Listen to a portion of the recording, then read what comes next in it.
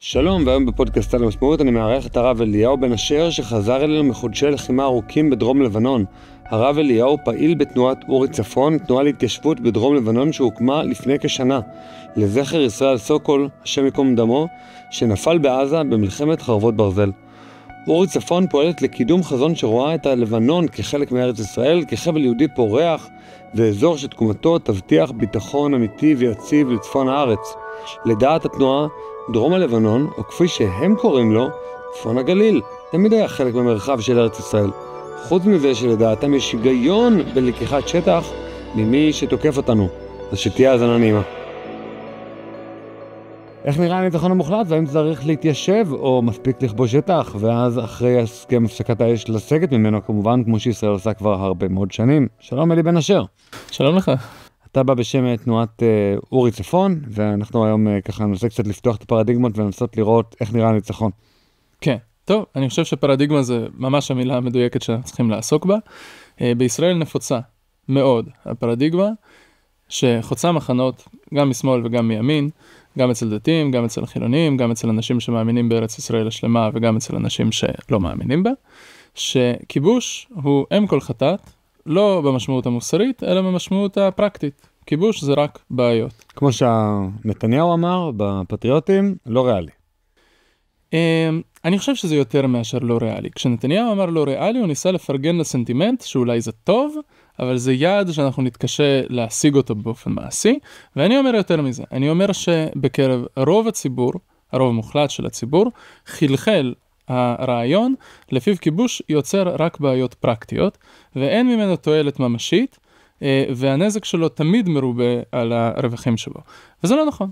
ניצחון במשמעות רגילה, המעשית, שנפוצה בעמים ונפוצה בזירה הבינלאומית באמת, הוא לקחת את השטח של האויב, להפוך אותו לשטח שלך, וזאת תבוסה אמיתית לאויב וניצחון אמיתי בשבילך, ונכון שלפעמים זה יוצר בעיות, ולפעמים זה יוצר יותר בעיות מרווחים, אבל יש בהחלט ובוודאי שהיו ניצחונות של לקיחת שטח שהם היו ניצחונות מובהקים ופשוטים. הדוגמה הבסיסית ביותר של זה בהיסטוריה שלנו הוא כמובן המודל של הגולן. הישראלים תמיד שוכחים שהגולן היה הכיבוש הכי חצוף שישראל עשתה, על חשבון השטח הסורי. מעולם זה לא היה שטח של המנדט הבריטי, אנחנו פשוט לקחנו את זה. ואין לנו גם הצדקות, זאת אומרת, לידי ושמור מדברים כאילו, שמעו, זה היה חלק מהזה, והמנדט, ואני לא יודע מה, וכל מיני סיפורים. הגולן זה באמת כיבוש. בדיעבד אנחנו, קודם כל הוא הופיע בשירים של רחל, אז זה בסדר. שכוח. וחוץ מזה... נתחיל להסתמך על שירים של משוררים. חוץ מזה גם מצאנו שם אחר כך הרבה בתי כנסת, אז זה כאילו בסדר. הנה, נעמי שמר, היא כתבה גם שירים, נחמד, יופי, בוא נשתמש בשירים שלה כפסקי דין. נכון. עכשיו, ברור שהגולן הוא חלק מארץ ישראל, אבל מבחינה משפטית בינלאומית, איכשהו אנחנו תמיד לא מתייחסים לטיעון הזה. יש עוד חלקים שהם מארץ ישראל, שאנחנו איכשהו חושבים שזה פשוט מופרך ללכת ופשוט לקחת אותם, אבל את הגולן פשוט הלכנו ולקחנו. כי מבחינה גיאופוליטית, הוא היה מושלם בשבילנו. הוא שירת את המטרות באופן טוטלי, והעיקר הוא שאומנם הוא לא היה ריק מלכתחילה מאוכלוסייה, אבל אנחנו לקחנו אותו ריק מאוכלוסייה. וכיוון שריק מאוכלוסייה עוינת, בוא נדייק. וכיוון שכך, זה היה נטו רווח. הגולן יצר שלום. שלום לא במשמעות של חומוס בדמשק, אלא שלום במשמעות של אין פגזים שעפים אלינו מהכיוון של דמשק במשך 50 שנה. וגבולות טובים, כמו גדרות טובות, גם עושים שכנים טובים. מהבחינה הזאת, המודל של הגולן הוא מודל ברור של ניצחון במלחמת ששת הימים, שחוזק והודגש במלחמת יום כיפור, עם כוכבית קטנה של מה שעשינו בעקבות מלחמת יום כיפור, ועדיין, הגולן הוא בניין האב לניצחון שמחזיק ראש, ניצחון שמחזיק מעמד במזרח התיכון, יותר יציב מכמעט כל דבר אחר במזרח התיכון, הניצחון שלנו על סוריה, שקיבע שלום לדורות במשמעות המילולית. יותר מ-50 שנה זה יותר משני דורות. זה מה שאתם חייבים להדגיש פשוט. אני כל פעם לא שומע את זה וזה משגע אותי. במצרים קיבלנו שלום בעקבות הסכמי קמפ דיוויד, מסרנו להם את כל השטח. בגולן יש שלום, כאילו אין מלחמה, כבר למעלה מ-50 שנה, והכל סבבה. בלי שום שטח, השטח אצלנו. יקבי רמת הגולן, והצירים מהממים, וההתיישבות ברמת הגולן, ואתר החרמון, והסקי, וכל הטוב הזה, בלי שום ויתור לאויב. נכון. בסדר, עם ויתור על שיח רמון, ויתרנו בסוף המלחמת 6 הימים עבור השבויים, אז היה.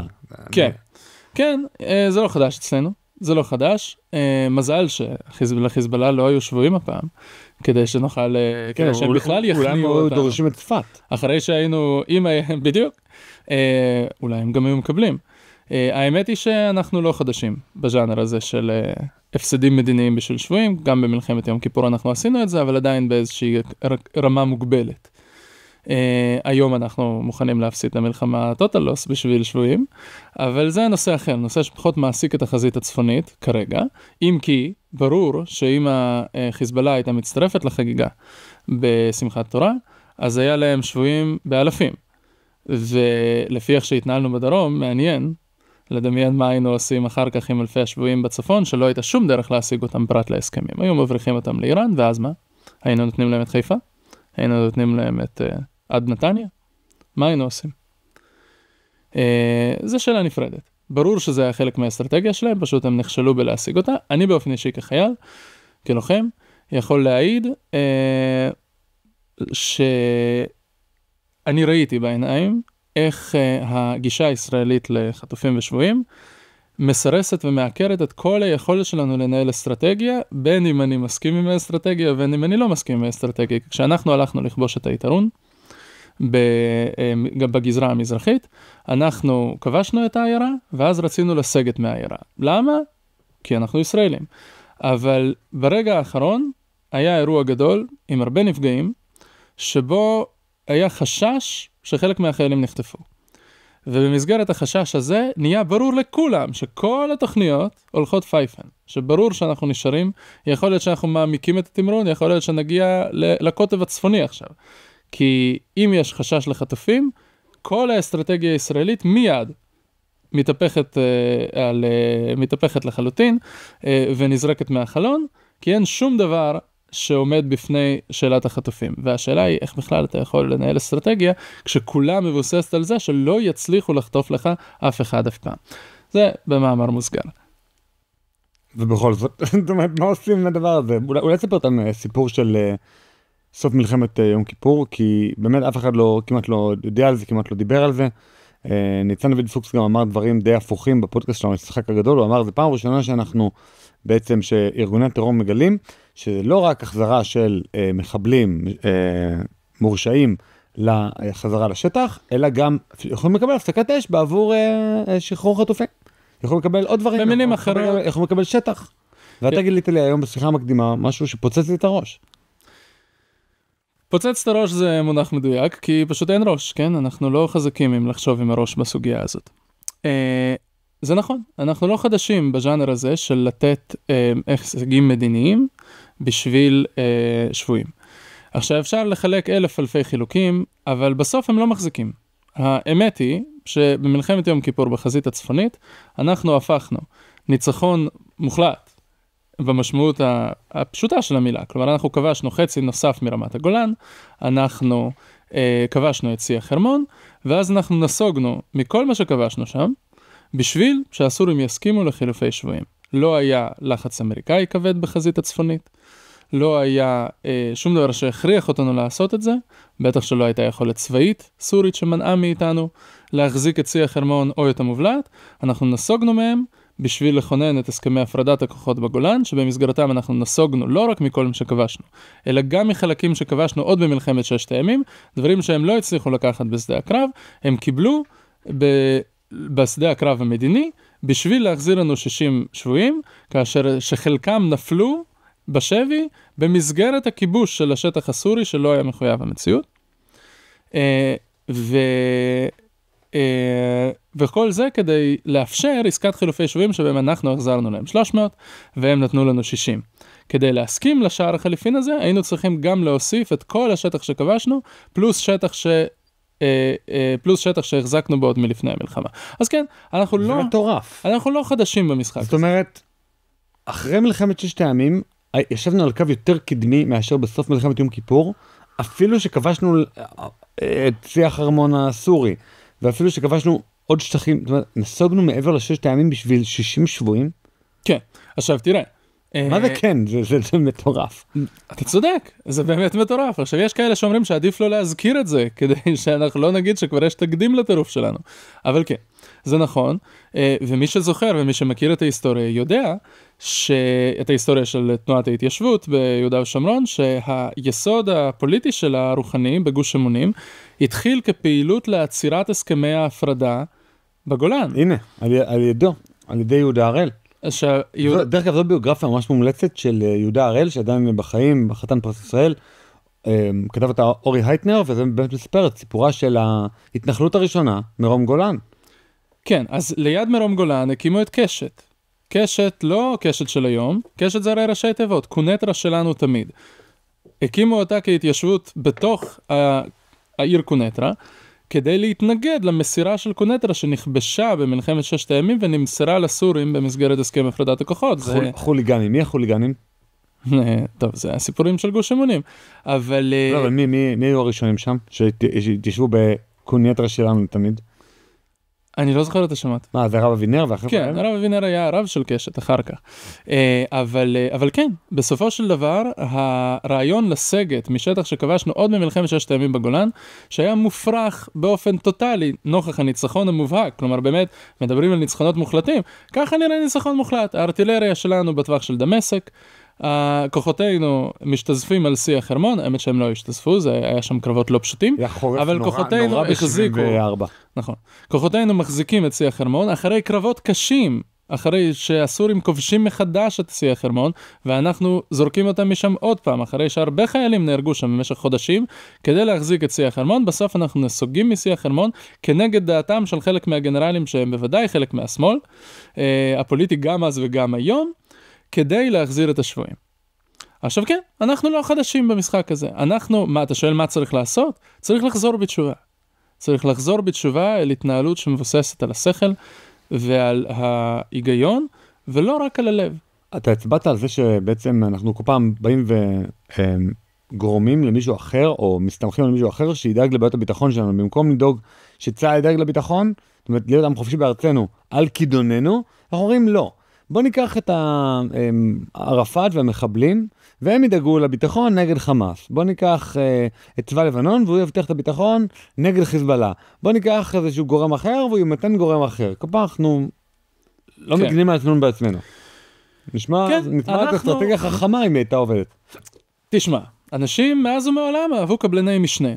תמיד יותר נחמד, אם אתה יכול לשלם כסף למישהו כדי שיעשה עבודה שאתה לא רוצה לעשות. עכשיו, השורש של הדברים האלה הוא בזה שיש עבודה שאתה לא רוצה לעשות, והעבודה שאנחנו לא רוצים לעשות היא לכבוש, היא לשלוט, היא למשול בארץ ישראל, בהינתן זה שארץ ישראל נקנית בייסורין.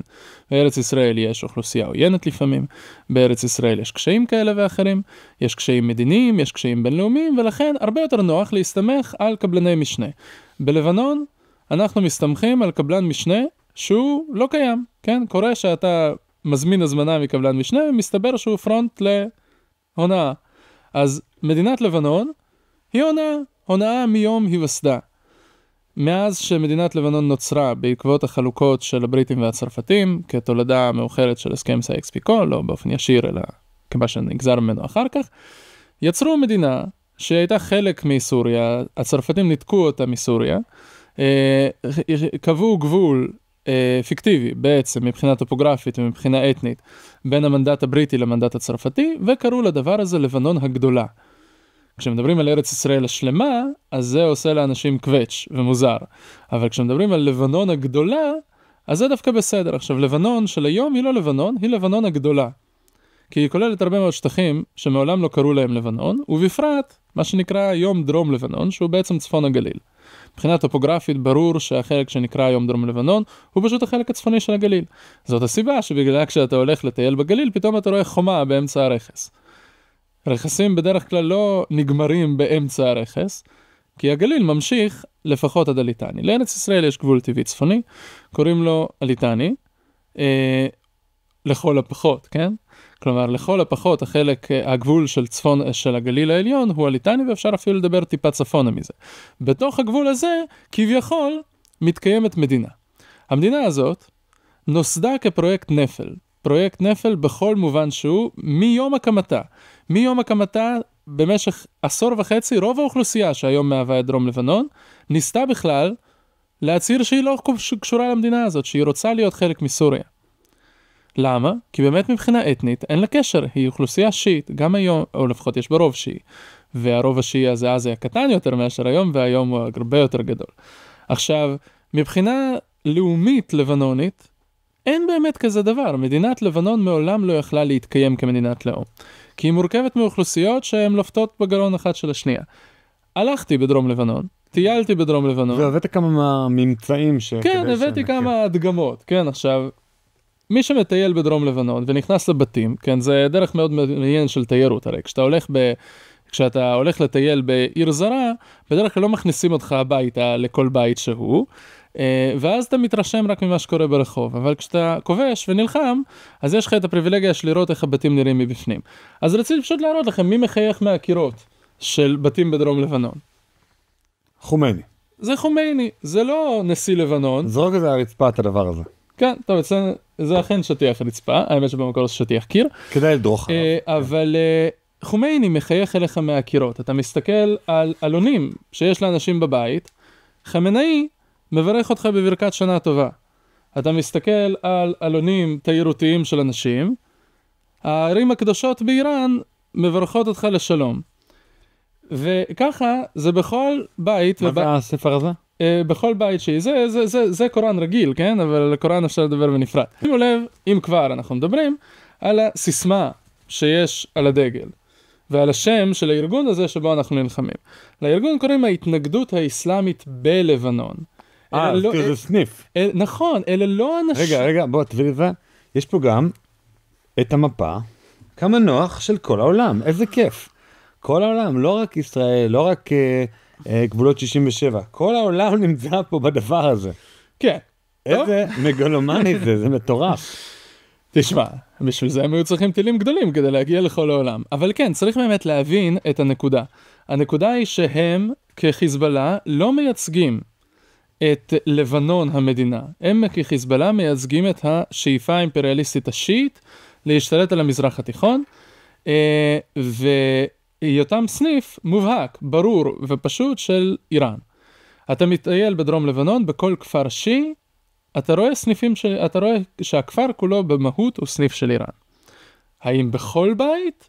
האם בכל חדר? לא. ברוב הבתים, ברוב החדרים. של האוכלוסייה השיעית, שהיא הרוב השולט בדרום לבנון. וזה משהו שישראלים לא כל כך מבינים. שמדינת לבנון, שבידיה אנחנו מפקידים את כביכול, את הביטחון שלנו, אנחנו מאוד גאים בזה שהצלחנו לכפות את הפריסה של צבא לבנון בדרום המדינה. כמו הפריסה של אש"ף נגיד. אז אנחנו פורסים שם בעצם את חיזבאללה מחדש, בחסות צבא לבנון עצמו. כי איזה צבא לבנון מכניסים לדרום לבנון? את אותו צבא לבנון שהוא aligned מראש עם חיזבאללה.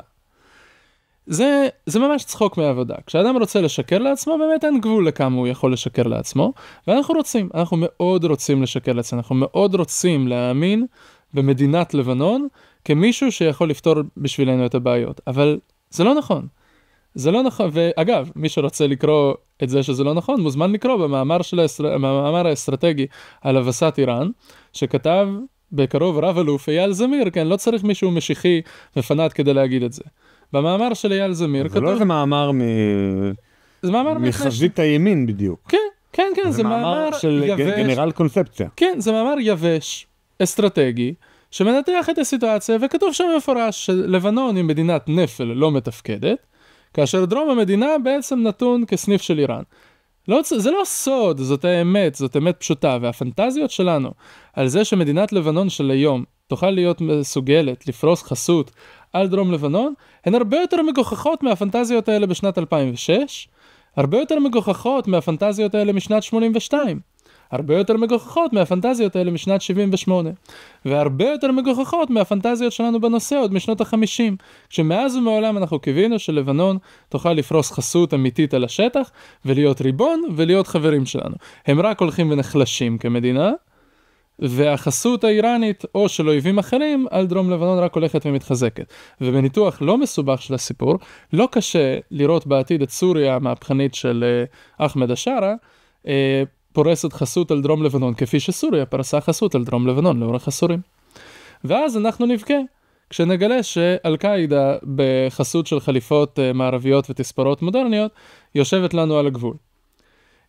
ואת כל זה אנחנו בעצם הבאנו על עצמנו, מתוך זה שאנחנו לא רוצים לקחת בעלות וחסות על שטח. אנחנו תמיד בורחים משטח, אנחנו תמיד בורחים מארץ ישראל, וארץ ישראל טבעה שהיא רודפת אחרינו. ומה שאתם בעצם באים ואומרים, בוא נתיישב, אבל אני באמת שואל איך ההתיישבות תעזור, כי בעצם במקום שיישובים יהיו יישובי הגליל, היישובים יהיו יישובי דרום לבנון, וגם עליהם צריך להגן, זה לא שיישובי דרום לבנון הם פתאום משהו שלא צריך להגן עליו, לא צריך צבא, פתאום אנשים שימותו ואתה יודע, מתנחלים לא עשו הפגנות בירושלים, למה הפקרתם את מתיישבי דרום לבנון? תראה, שתי תשובות בדבר. תשובה אחת היא שיש מנטרה ישראלית, לפיה זה לא משנה מה תעשה, הערבים יחשבו שהם ניצחו.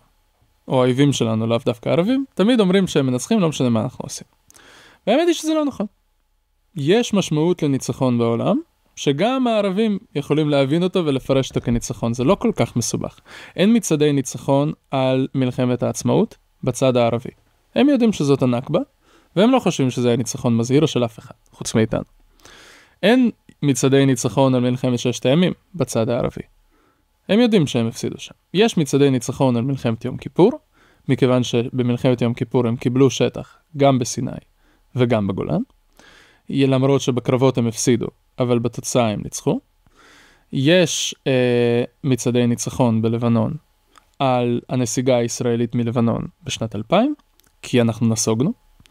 ויש מצעדי ניצחון על מלחמת לבנון השנייה, שבה גם נסוגנו. ואם אנחנו ניסוג בלבנון השלישית החדשה הזאת, לגמרי מהגבול, יהיו מצעדי ניצחון חדשים, שבה הם הצליחו להשיג אותנו מלבנון, ואותו דבר גם בעזה. עכשיו, מה, כי הדבר היחיד שמבינים זה שטח? זה לא הדבר היחיד שמבינים, אבל זה הדבר המכריע. שוב, ברית המועצות במלחמת העולם השנייה חד משמעית ניצחה, נכון? כן, טוב, היא גם הרגה את היטלר. זה... לא, היטלר הרג את עצמו. לא הרגה את היטלר, היא חיסלה את המדינה לחלוטין, לא נשאר גרמניה. כן, אבל בוא נספור את זה במדדים ישראלים. ברית המועצות איבדה הרבה יותר אנשים מאשר גרמניה הנאצית. הרבה יותר אנשים. מה, פי 3 כמעט. ברית המועצות נחרבה במיליוני קילומטרים רבועים.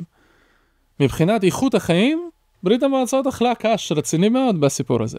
החיילים הסובייטים, כשהם הגיעו לערים הגרמניות הכבושות, לא האמינו שבני אדם יכולים לחיות כל כך טוב. הם מעולם לא ראו אנשים שחיים כל כך טוב בערים בעצם תחת כיבוש סובייטי כבר.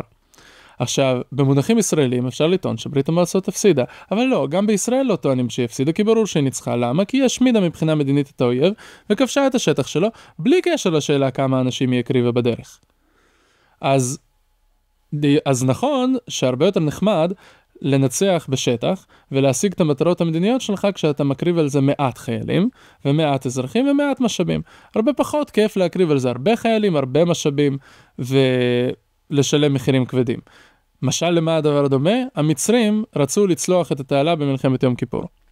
תוכנית הצליחה המצרית הניחה עבדות עד כדי 10,000 חיילים ביום הצליחה. אם הם היו צולחים את התעלה עם 10,000 עבדות, הם היו קוראים לזה ניצחון. אם הם היו צולחים את התעלה עם 20,000 עבדות, הם היו אומרים שטוב, אולי זה היה ניצחון, אבל זה היה ממש נחס.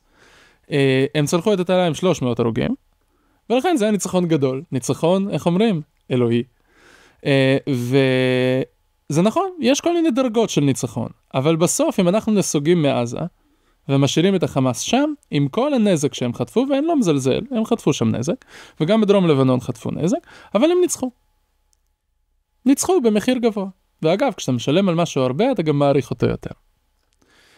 אז אם אנחנו רק לוקחים את השטח בשלטון זמני, צבאי, חולף, אז זה ניצחון חלש, ניצחון קטן. אם אנחנו מתיישבים, ההתיישבות היא פינלית, היא סופית. אחת הסיבות המרכזיות שהובילו את מצרים למלחמת יום כיפור, היה החשש שלהם שההתיישבות בסיני תצבר תאוצה, ואם לא עכשיו, יהיה מאוחר מדי. ומבחינת הגולן, ברור שמבחינת הסורים, הגולן כבר אבוד. והם בדרך להשלים באופן מלא, והם דה פקטו כבר מזמן השלימו עם התבוסה שלהם ביחס לגולן. עכשיו, התבוסה הזאת... בגלל התיישבות? כן, כי... בגלל נקרא לזה באופן גס, יקבי רמת הגולן? כי... כן. תראה, אני חושב שאחד הדברים שלא מבינים מספיק טוב ביהודה ושומרון, ובאמת חבל לי על באמת כואב לי על הדבר הזה, כי בסופו של דבר... דווקא יקבים הם מבינים ביהודה ושומרון. לא לחלוטין, לא. כי יקב זה לא שהענבים מקורם משילו, אלא יקב זה מרכז המבקרים המפואר, והטעימות, והצימרים. אין מספיק צימרים ביהודה ושומרון. המאבק על ההתיישבות בגולן שהזכרנו מקודם בספר על יהודה הראל, בביוגרפיה הנהדרת שלו, זה מאבק שבסוף, אם תשימו לב, כשאתם עולים לרמת הגולן, אתם פתאום יש מיתוג מאוד מאוד יפה למועצה אזורית גולן. אני לא חושב שאני זוכר את הסמל של אף עיר בארץ, לא חוץ מירושלים, עם האריה של פז'ו, אבל חוץ ממועצה אזורית גולן, או עמק המעיינות אולי יש להם איזה מיתוג ככה יפה, אבל בעצם הם הצליחו לנצח את המאבק על הנסיגה מרמת הגולן, באמצעות זה שהם אמרו, גולן זה איכות חיים, גולן זה מקום לתיירות, מקום לחופש, מקום שהוא, אתם מרגישים בו הכי בבית, כמו אל על כזה, הכי בבית בעולם. לא באמת, זה עניין של מיתוג, להכניס לך לראש רעיונות, במקום להגיד, שטח סורי כבוש, שטח מלחמה, מסוכן, זה, לא נזרקה אבן אחת ברמת הגולן 50 שנה. עזוב טיל, עזוב גרד, עזוב כלום. טוב, היה עכשיו במלחמה, בשנה וחצי האחרונות, אבל שקט אדיר. אתה צודק, אבל אני מציע לא לייפות את המציאות. הסיבה שביהודה ושומרון קשה לעשות את ומנסים, כן? כלומר, יש מקומות ביהודה ושומרון שהם בהחלט עובדים קשה על המיתוג שלהם כאיכות חיים. אבל איפה? הסיבה... מקום אחד. לא של איכות חיים, של כיפנים ובחורות עם שוויס יבואו לגור שם, אלא מקום שגם החילוני רואה את עצמו, הולך לבלות שם את חופשת הפסח שלו. אז אני אומר, בוא לא נייפה את המציאות. או איזה יהודיה שאתה קופץ מ-10 מטר ואתה אומר, זה אתגר נעורים. ועכשיו כמה מילים על נותן החסות לפרק זה. הפעם אני רוצה להמליץ לכם על אלעד שואלי, מומחה לאוטומציות שמתמחה במיוחד בבוטים לוואטסאפ ובאינטגרציות עם מערכות נוספות. כמו בכל חסות, אני ממליץ רק על דברים שבדקתי אישית בפועל. במקרה של אלעד הוא ממש הפך לספק של על המשמעות. אם נרשמתם למנוי וקיבלתם מיד הודעת וואטסאפ נחמדה ואוטומטית עם מייל אוטומטי לאפליקציית הפודקאסטים, זה בדיוק מסוג הפתרונות שהוא יוצר. אלעד עושה קסמים באוטומציה ומספק פתרונות מותאמים אישית שחוסכים המון זמן ועבודה ידנית ובעיקר כאב ראש אדיר. אם אתם מחפשים דרך לייעל תהליכים בעסק שלכם, אני ממש ממליץ לכם לפנות אליו. ליצירת קשר בוואטסאפ 054-243-8624 או ב-QR קוד המופיע על המסך עכשיו. ואם גם אתם רוצים לפרסם לעשרות אלפי מאזיננו האיכותיים, ועל הדרך גם לתמוך בעל המשמעות, צרו קשר עם ג'ו, הפרטים בתיאור הפרק. כן, אז תשמע, למה אני אומר לא לייפות את המציאות? כי ביהודה ושומרון בסופו של דבר הבעיה קיימת. הבעיה הקיימת היא שיש לך אוכלוסייה עוינת ענקית, שהיא חלק מהסיפור. ביהודה ושומרון יש בעיות, ויהיו בעיות, ולא כזה כל כך קל לפתור אותן, כל עוד יש שם אוכלוסייה ענקית. ברור שיהודה ושומרון ארץ אבותינו, ברור שיהודה ושומרון זה לב המולדת, ברור שיהודה ושומרון זה גם התאבדות כרעיון של נסיגה. אף אחד לא מתכוון לסגת משם בימינו, ואף אחד לא ייסוג משם בעתיד. אבל להחזיק את זה, יש לזה מחיר. וזה לא לגמרי מחיר שמשתלב עם מיתוג של איכות חיים. אלא מה? הגולן לא כל כך קשה למתג אותו כאיכות חיים, כי באמת זה נטו איכות חיים. עכשיו, האתגר הוא כמובן לייצר ניצחון שנראה כמו הגולן, ולא לייצר ניצחון שנראה כמו יהודה ושומרון. ביהודה ושומרון, למה יהודה ושומרון נראית כמו שהיא נראית? ההבדל לא רק הבדל סוציולוגי. למה? לא, ברור שלא. של מי סוג האנשים שנמצאים שם, שמתיישבים שם?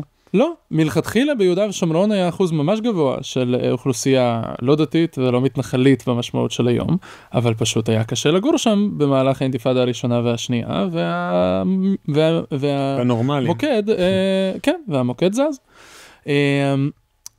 האתגר הוא לייצר ניצחון מהסוג הזה. במלחמת ששת הימים, בשיא ופאר של תבונה מדינית במרכאות גדולות, אנחנו הנחנו ששאלת הפליטים היא האתגר המדיני הגדול ביותר שישראל ניצבת בפניו, ולכן אסור שנייצר עוד סיפור של פליטים במסגרת מלחמת ששת הימים, ואוכלוסיות גדולות של ערבים ברחו כבר מהמקומות שבהם הם גרו ביהודה ושומרון, ואנחנו החזרנו אותם על גשרי הירדן אל הערים שלהם. תגיד את זה שוב, זה מטורף, זה פשוט מטורף. קלקיליה וטול כרם, כבר התושבים שלהם היו על הגשרים בדרך לירדן. אנחנו ביקשנו מהם לחזור.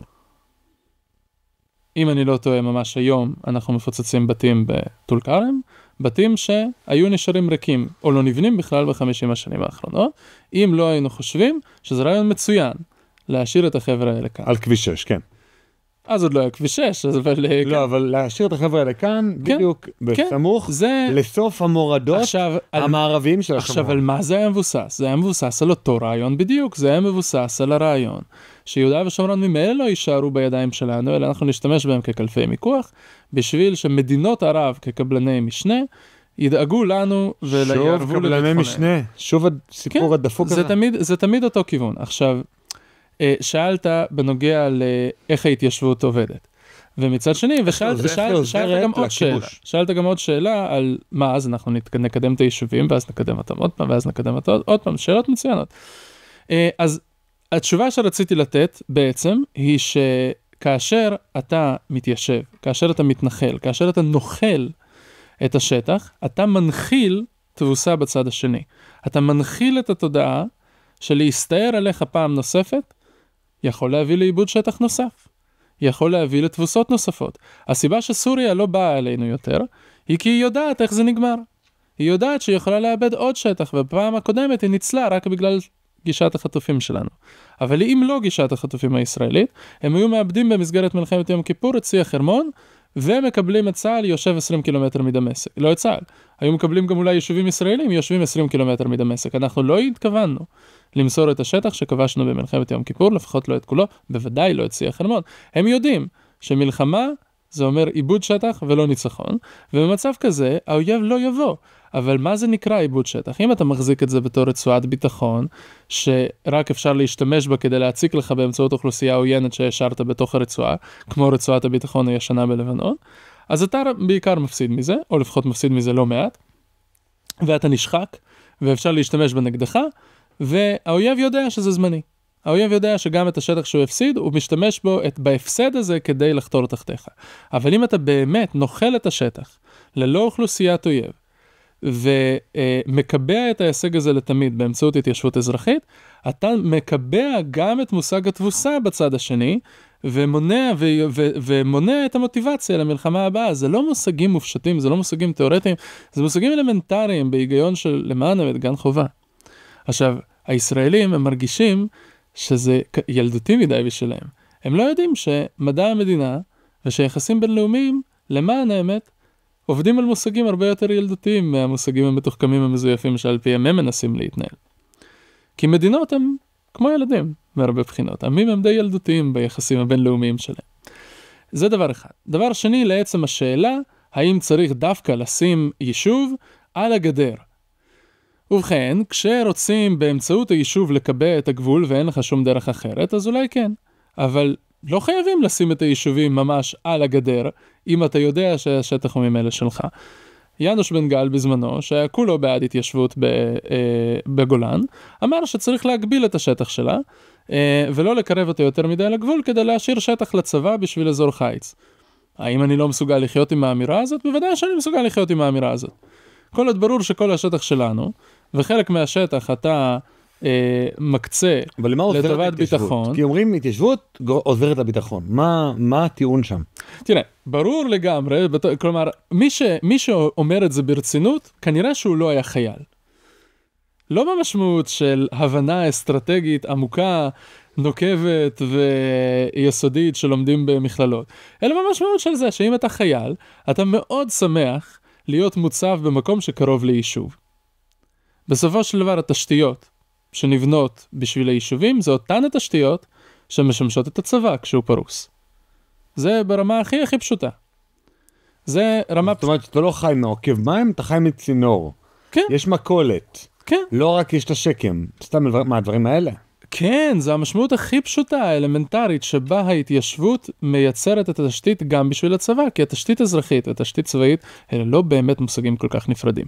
אני מזכיר שכביש 6 נבנה ביסודו כתשתית צבאית אסטרטגית. הערכה של כביש 1 לים המלח היא פרויקט צבאי אסטרטגי במובן מאוד מאוד יסודי. הערכה של כביש 5 לבקעת הירדן, זה פרויקט רוחב אסטרטגי. האם הוא היה קורה, האם כל אחד מהדברים האלה היה קורה, אם לא היה בהם צורך אזרחי?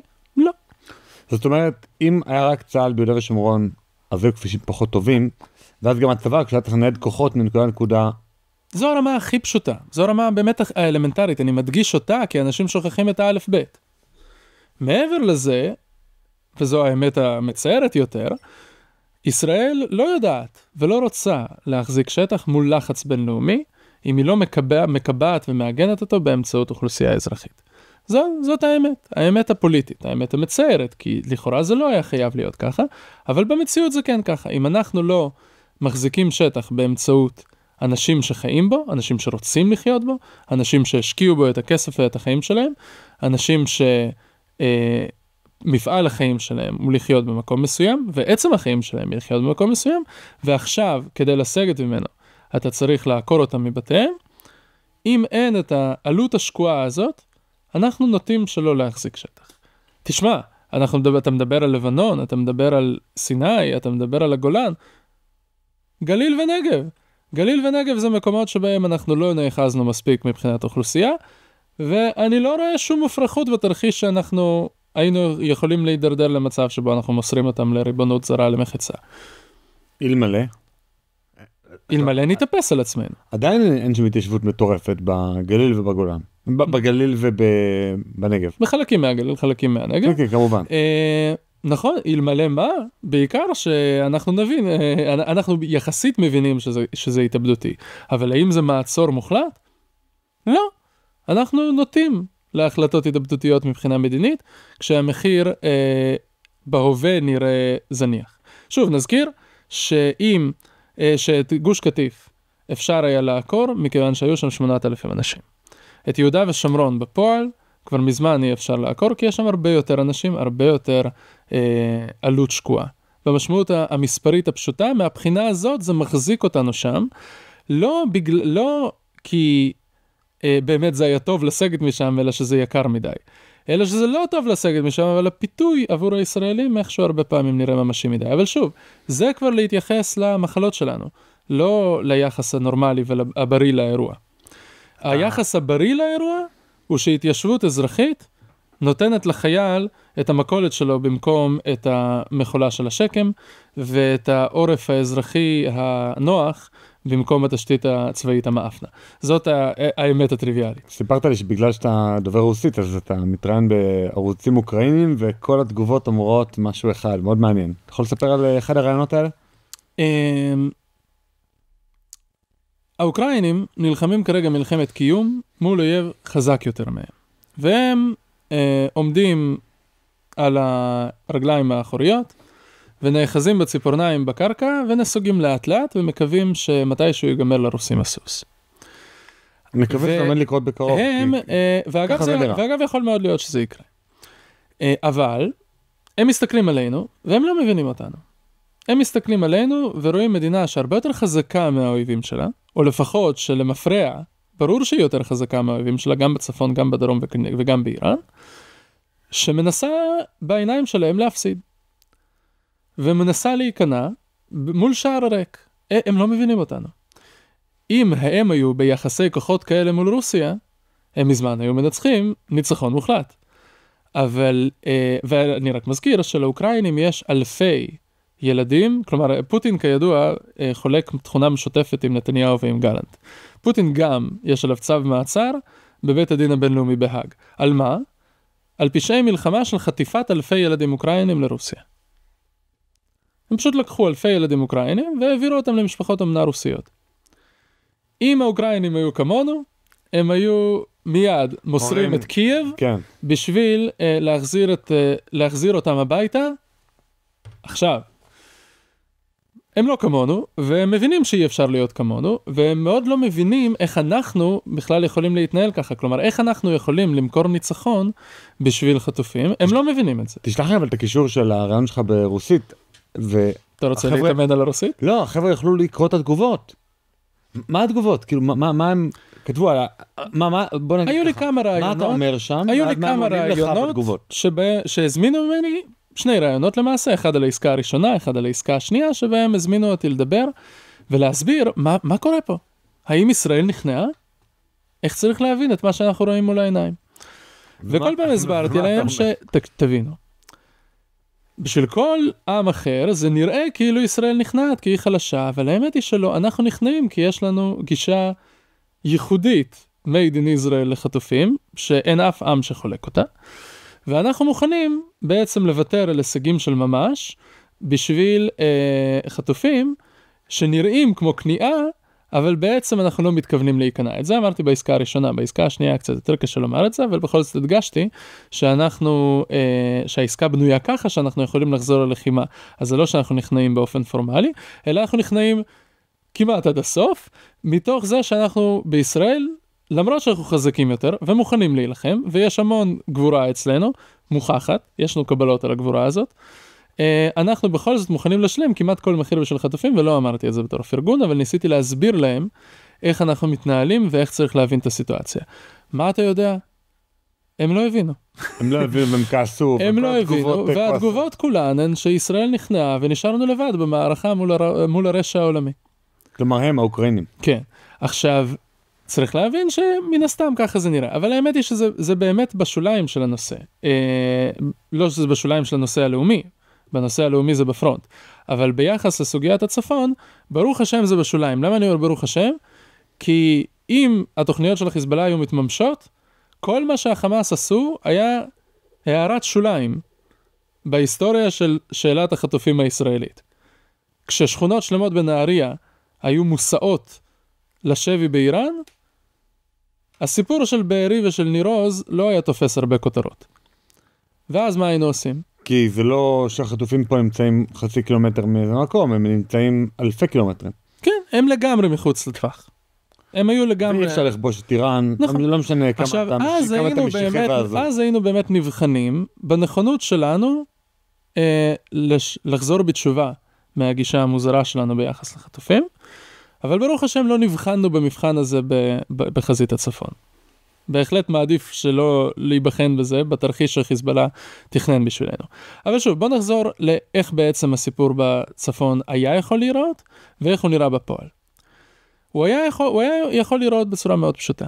היינו יכולים לייצר רצועת ביטחון על הליטני, בשליטה ישראלית מלאה, תוך הכרזה עקרונית ומעשית של התיישבות בקילומטרים הראשונים, שמקבעת את השליטה שלנו בשטח, ומכריזה בצורה ברורה שאנחנו לא התכוונו לתקוף אתכם, אבל אתם תקפתם אותנו, ומי שתוקף משלם בשטח, שטח שהוא מראש שלנו, שטח שהוא אדמת ארץ ישראל, ואם אתם לא הייתם באים, אנחנו לא היינו באים אליכם, אבל כיוון שבאתם, אז תשלמו את המחיר, והיינו יכולים לייצר מציאות שבה היינו מכריעים את האיום הצפוני לתמיד.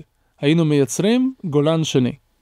ותדע לך, שדרום לבנון אפשר למתג אותה, או צפון הגליל, אפשר למתג אותו הרבה יותר טוב מהגולן. מקומות פנטסטיים. אגב, שתדע לך, בבחינה גיאוגרפית, הרי הגולן חופף את דרום לבנון, לא את הגליל. צפון הגולן הוא מול דרום לבנון. כשאנחנו ישבנו ביתרון ובגזרה המזרחית, אנחנו ראינו מול ידינו את הגולן הישראלי ואת הפגיעות הלבנוניות על הגולן. ראינו כל הזמן טילים נופלים על הגולן. חוויה די מוזרה. לשבת בלבנון, להסתכל מזרחה ולראות את מדינת ישראל. לא להסתכל דרומה. כן, צריך, נכון. ישראל מבחינתנו לא הייתה בדרום, אלא בעיקר במזרח. עכשיו, את הגבול הזה היה צריך ליישר. הישראלים לא רגילים, בגלל שחלחלה לראש שלהם הפרדיגמה, על רעות הכיבוש ועל צרות הכיבוש, לזה שכיבוש שטח הוא פתרון. הוא לא פתרון. הם לא רגילים, לזה שכיבוש שטח פותר להם בעיות. הגבול שלנו עם לבנון כרגע מבחינה יבשתית, הוא יותר מ-60 קילומטר. האם 60 קילומטר מונחים בינלאומיים? זה הרבה לא כל כך. האם זה יותר מ-30? כן. הגבול שיכול להיות לנו עם לבנון לאורך הליטני הוא גבול של 30 קילומטר במקום 60. למה 30? מי שמסתכל על קו החוף הלבנוני ישים לב. יותר מזה. מי שמסתכל על קו החוף הלבנוני יודע שהוא הולך מזרחה. הוא הולך באלכסון. הוא הולך צפון מזרחה. כלומר הוא מתקצר. בין אצבע הגליל לבין צור יש הרבה עוד פחות קילומטרים מאשר בין אחד הקיבוצים האלה, מה זה אביבים? כן. לא, כן, למשל בין אביבים לבין ראש הנקרה. ואתה מיישר גם את הברך, וגם אתה מקטין את זה. עכשיו, יש עוד נקודה קטנה. דיברתי עם מישהי ששאלת, שבמהלך הלחימה, בהפסקות, כן, בהפוגות, יצאנו החוצה, כדרכם של ישראלים, שפושטים ויוצאים, פושטים ויוצאים, שאמרה שהפתרון ביחס ללבנון, הוא לחפור תעלה ענקית, שתפריד אותנו מהם באופן טוטלי, ונמלא אותה במים, ונשים שם בפנים תנינים שיקפצו למעלה, כמו בסרטונים וסרטים מצוירים, וינשכו את כמו במשחקי ארקאיד כאלה, וינשכו את החיזבאללה כשהם יבואו להציק לנו.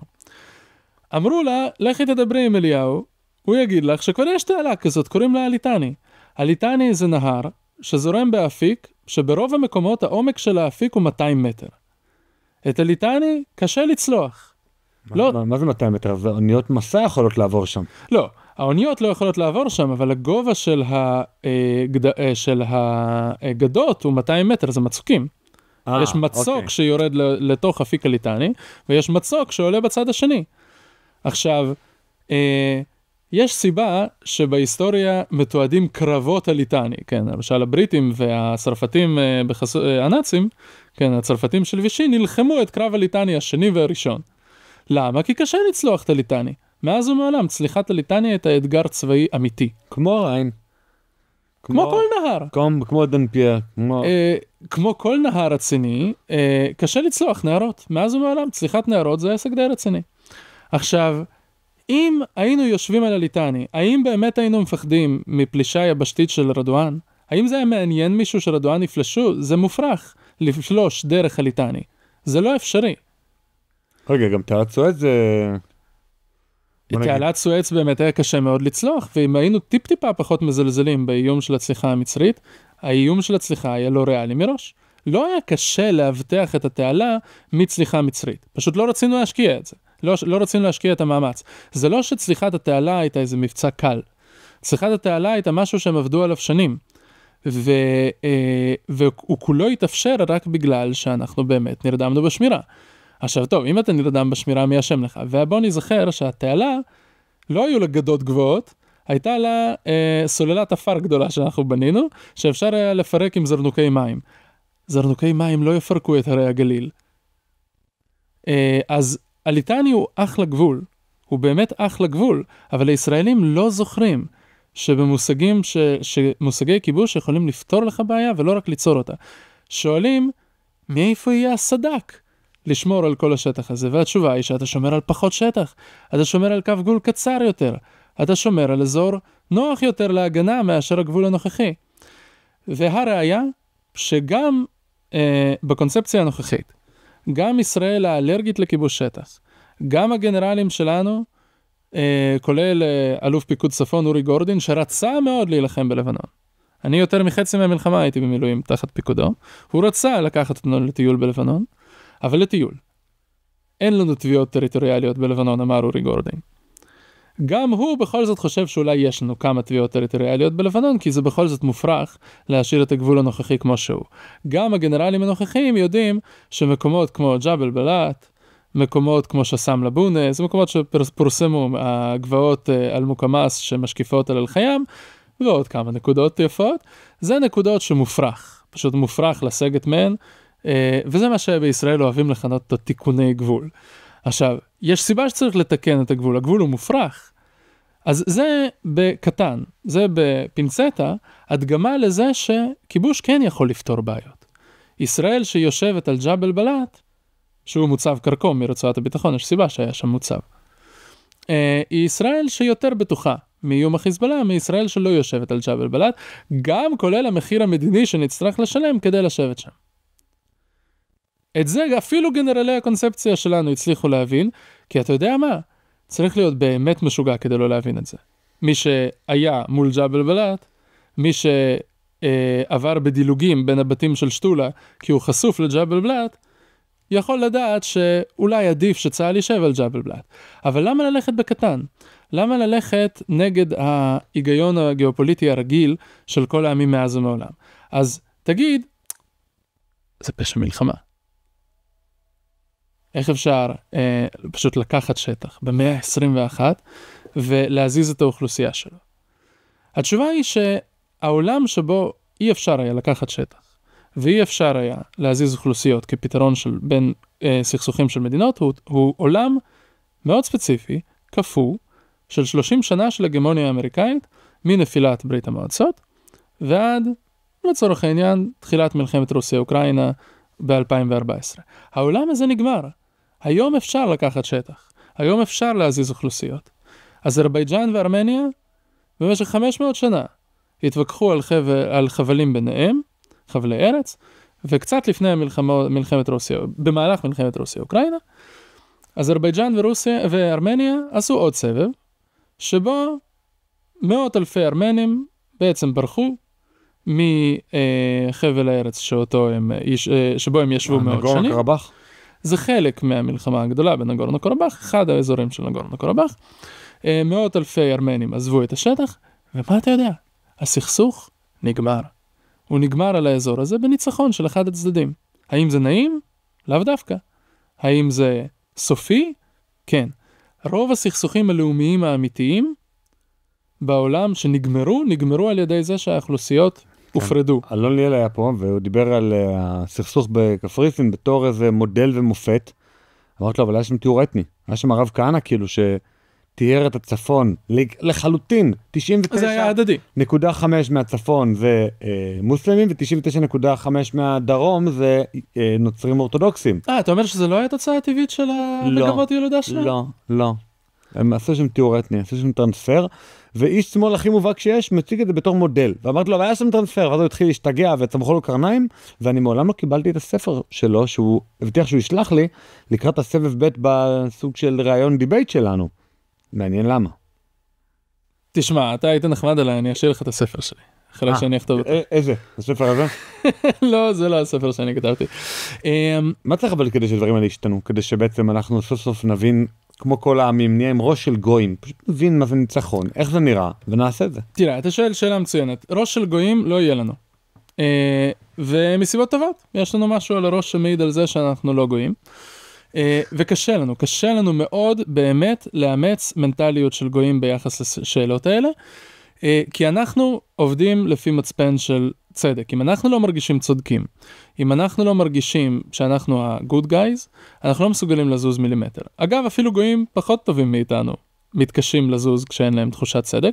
פשוט לגויים בדרך כלל יותר קל לייצר תחושת צדק מאשר לנו. אנחנו רוצים להרגיש ממש צודקים.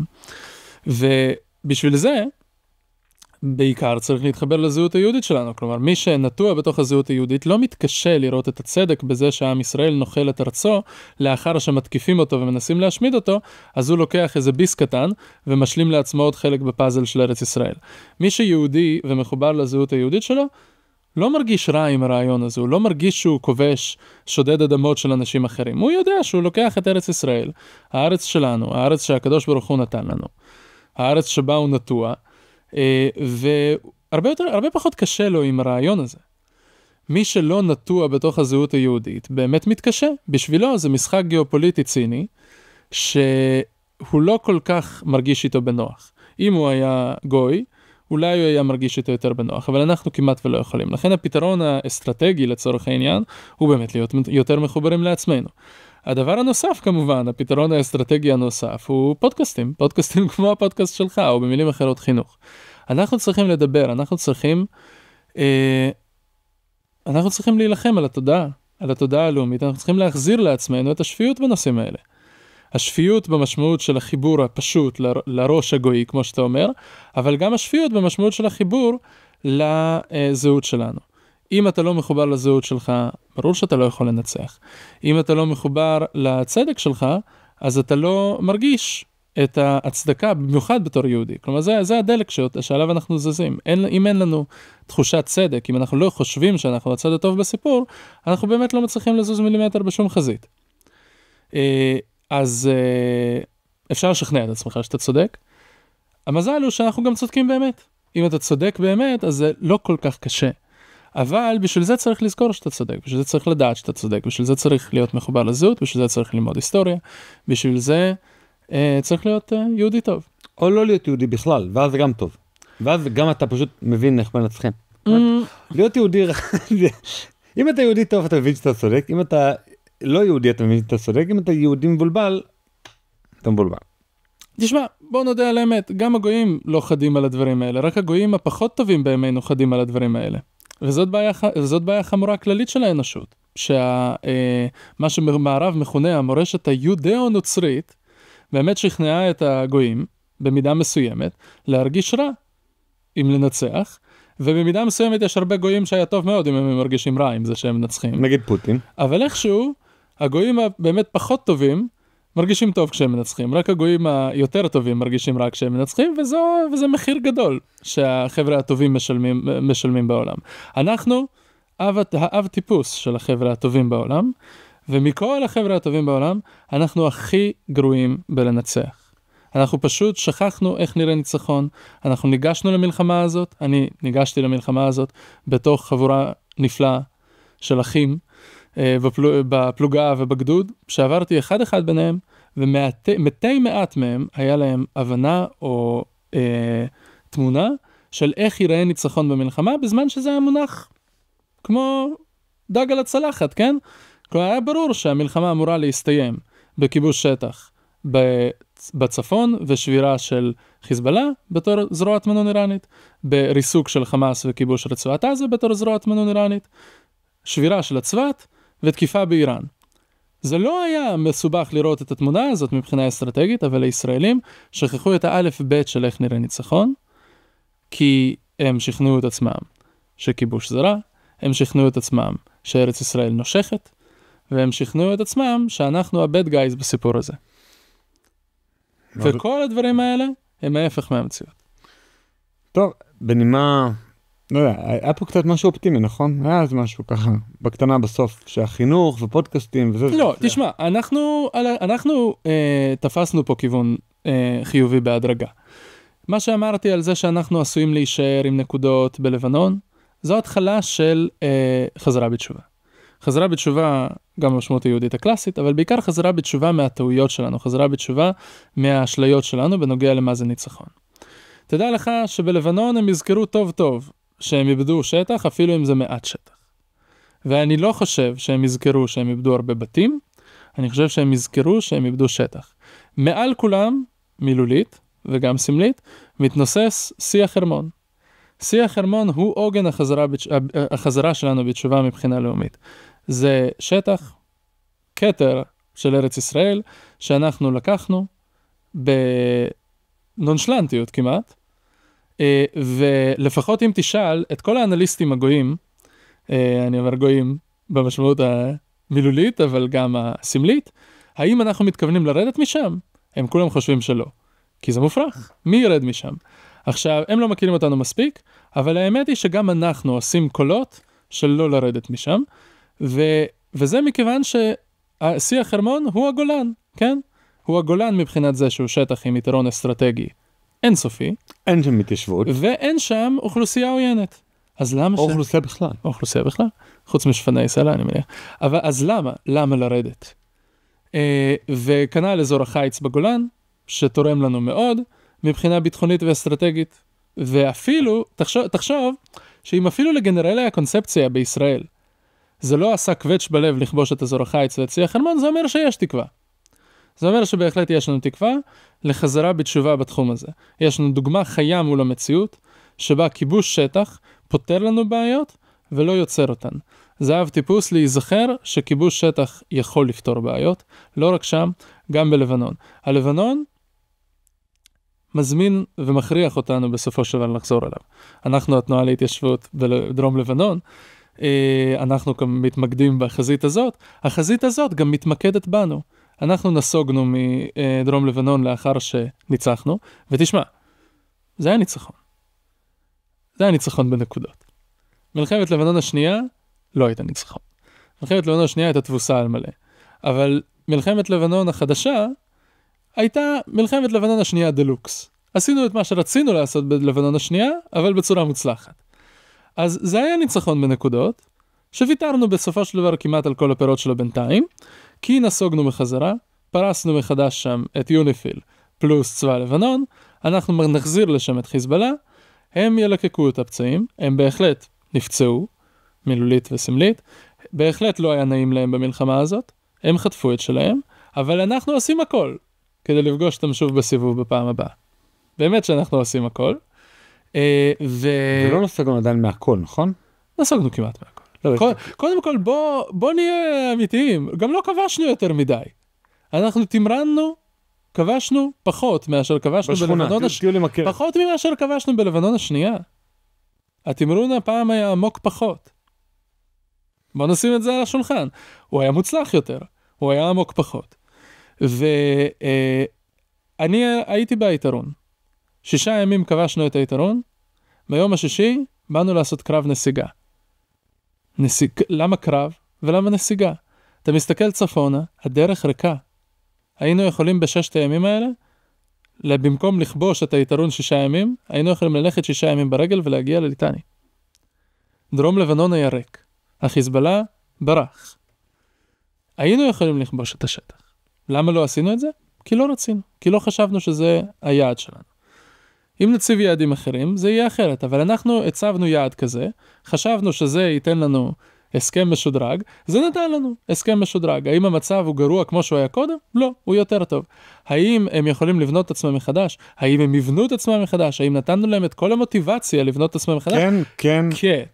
ולכן, זה גם נימה אופטימית. אנחנו עוד נפגוש אותם, וכשנפגוש אותם אנחנו כבר נגיע כשאנחנו קצת בריאים יותר. אני מקווה שנעשה עבודת הכנה תקשורתית קצת יותר. אנחנו צריכים לעשות עבודת הכנה, אנחנו צריכים לעשות חינוך, אנחנו צריכים פיקוד אחר, אנחנו צריכים דרג מדיני שהמטרות האלה ברורות לו, הרבה יותר אפילו מהדרג המדיני הנוכחי, ואנחנו צריכים לרצות את זה. אני אומר לך, תמיר, הבעיה היא לא הדרג המדיני ולא הגנרלים, הבעיה היא החיילים עוד לפני זה, אנשים שמאמינים בלב שלם, בארץ ישראל השלמה, מאמינים בלב שלם, בכל הדברים שכביכול אמורים להוביל אותם למסקנה, שלפיה הליטני הוא בכלל נקודת פתיחה, והם חושבים שאין טעם, שאי אפשר, שזה לא כדאי, שזה לא יפתור לנו שום בעיה. בואו נתחיל מעצמנו. אנחנו כולנו נגועים בקונספציית הכיבוש כבעיה. הקונספציה הנכונה שבה תופסים את המציאות, היא שלנחול שטח זה ניצחון, לנחול שטח על ידי התיישבות זה ניצחון מוחלט, וכשאתה מנצח את האויב בניצחון מוחלט, הוא לא רוצה לבוא פעם נוספת. זה האמת. אנחנו צריכים לחזור לתודעה הפשוטה הזאת, שהיא באמת פשוטה. הרבה יותר פשוטה מהתודעה שהלבשנו על עצמנו, ואנחנו צריכים לעבוד על זה. צריכים לעבוד על זה קשה. במלחמה הזאת ראיתי האנשים הכי טובים, משכמה ממעלה, טובים יותר ממני שנלחמתי איתם כתף על כתף, שאנחנו רחוקים מהתודעה הזאת. אנחנו צריכים לבנות אותה בחזרה. יאללה מכבי, בנימה אופטימית זו, אלי בן אשר, תנועת אורי צפון, על שם ישראל סוקול, תנועה להתיישבות בדרום הלבנון, ומי שרוצה לנתח את זה מוזמן לעשות את זה לבדו, ולחשוב למה בדרום הלבנון ולא בדרום לבנון. תודה רבה. היי, אם האזנתם עד לפה, ממש אשמח שתקדישו עוד דקה אחת מזמנכם. תיכנסו לקישור, כאן למטה, ותתמכו בנו באמצעות מנוי לעל המשמעות פלוס ב-60 שקלים לחודש. המנוי יעניק לכם גישה מלאה ליותר מ-200 פרקים בלעדיים של הפודקאסט, שתוכלו להאזין להם באפליקציית הפודקאסטים האהובה עליכם.